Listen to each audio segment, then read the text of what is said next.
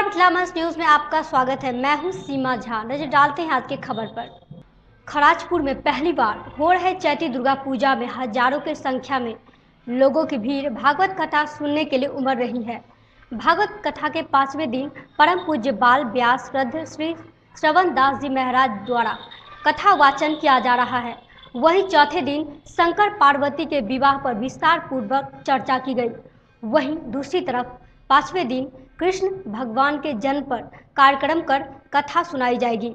इसमें आसपास के गांव के दर्जन भर के लोग इसमें शामिल हो रहे हैं। तो देवकी मैया ने कहा कि देखो बेटा बनने के लिए जो 4 हाथ फैलाए बैठे हो थोड़ा कम करो। भगवान ने तो हाथ को कम किया, धीरे धीरे अपने अस्त्र शस्त्र को कम किया और बोले कि प्रभु पहले से ही तो तुम्हें प्रैक्टिस। दरभंगा के बहादुरपुर प्रखंड के खराजपुर गांव में आजकल भक्ति की गंगा बह रही है। गौरतलब है कि आजकल प्रवचन एवं भक्तिमय माहौल में हजारों की संख्या में महिला पुरुष पूरी तरह आस्था के रंग में डूबे रहते हैं। कई जगह भागवत कथा, रामायण एवं कृष्ण कथा से लोगों को अपने मंत्रमुग्ध करने के लिए कथावाचक अपने अपने तरीके से लोगों में सत्य और अहिंसा की पाठ पढ़ाते हैं। बहादुरपुर प्रखंड के खराजपुर में पहली बार चैती दुर्गा पूजा नवरात्रा प्रारंभ की गई है, जिसमें बड़ी संख्या में ग्रामीणों की भागीदारी है।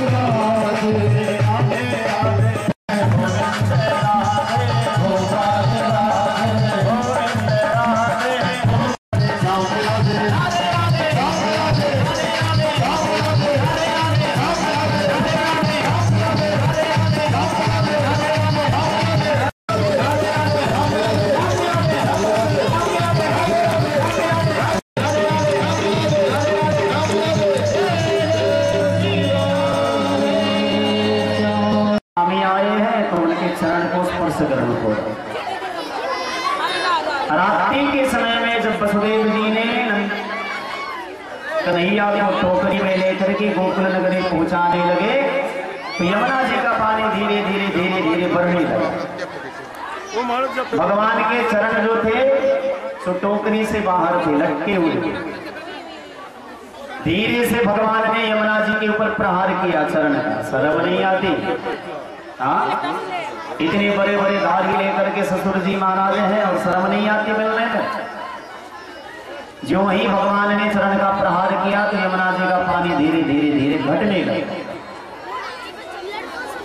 इधर वसुदेव जी जाते हैं नंद महल की ओर।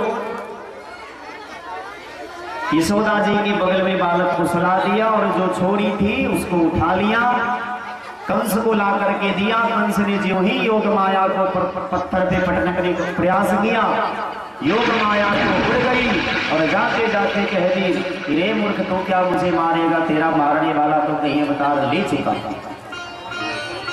कंस बड़ा भयभीत रहने लगा। इधर कृष्ण के आगमन के महादेव स्थान में प्रतिमा के दर्शन के लिए हजारों की संख्या में भीड़ उमड़ रही है। देर शाम पूजा अर्चना होती है और श्रद्धेय श्री श्रवण दास जी महाराज के द्वारा भागवत कथा का आयोजन किया जाता है। 5वें दिन जहां श्री कृष्ण जी के जन्मोत्सव मनाया गया, वहीं अब 2 दिन मात्र भागवत कथा चलेगा, जिसमें बड़ी संख्या में महिला पुरुष भाग ले रहे हैं, जिसमें अभयनाथ मिश्रा, अवधेश मिश्रा के साथ बम बम महादेव की नारा लगाने वाले वरीय और अनुभवी भी इसमें साथ हैं। देखो हाथ किसी का नीचे ना हो, सबको हाथ ऊपर होना चाहिए। और जोर से बजाओ।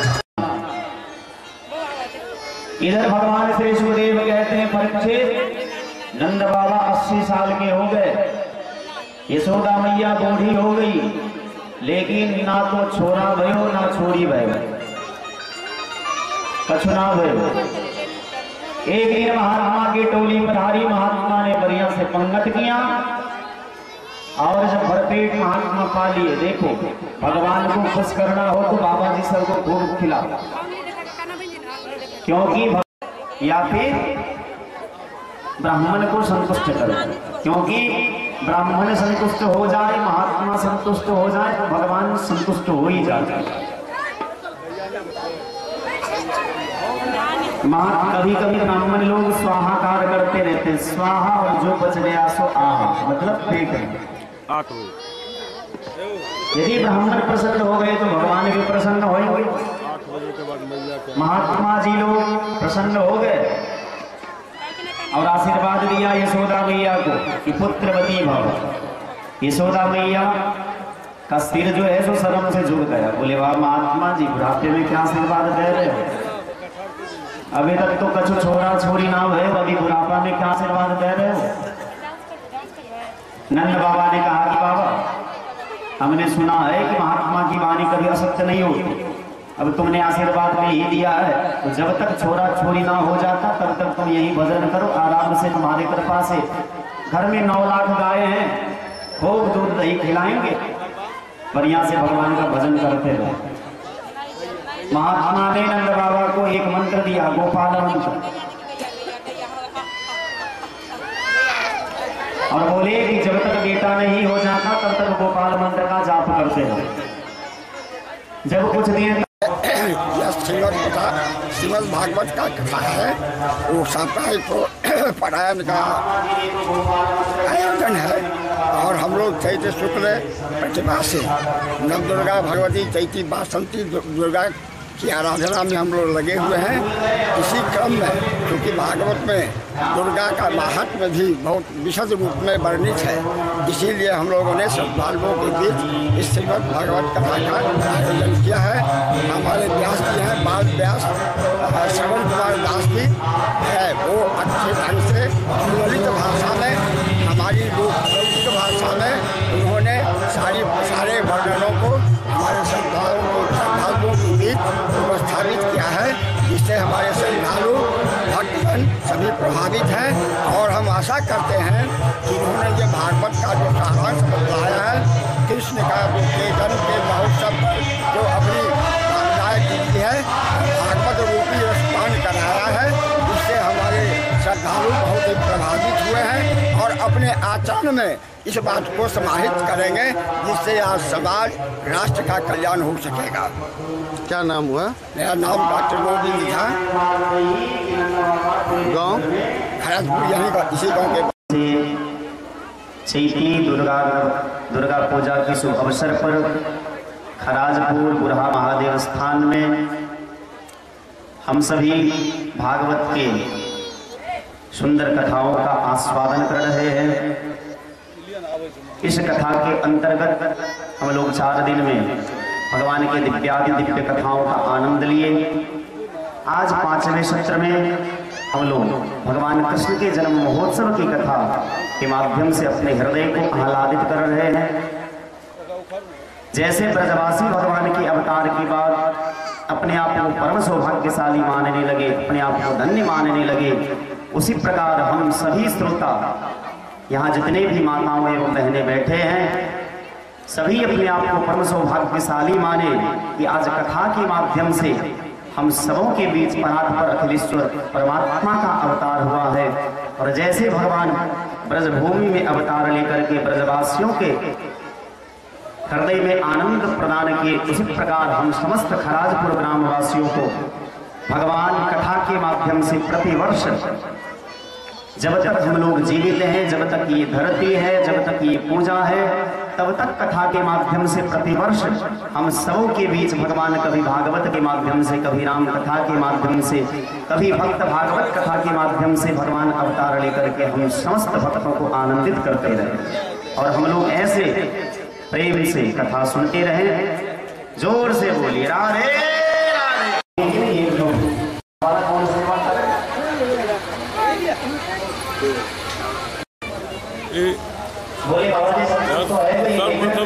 चैती दुर्गा का कार्यक्रम है, उसी में हम लोग भागवत कथा का भी आयोजन किए हैं जो 7 दिन चलेगा और सप्तमी के रोज खत्म होगा। कल 2:30 बजे बेलनौती का कार्यक्रम है और हो सकता है कि कल एक भजन संध्या का कार्यक्रम भी है जिसमें माधव राय जी आ रहे हैं कल षष्ठी को। और उसके बाद अष्टमी नवमी कोई प्रोग्राम नहीं है, पूजा है खाली, और 10वीं को विसर्जन होगा। क्या नाम है? अभय नाथ मिश्र।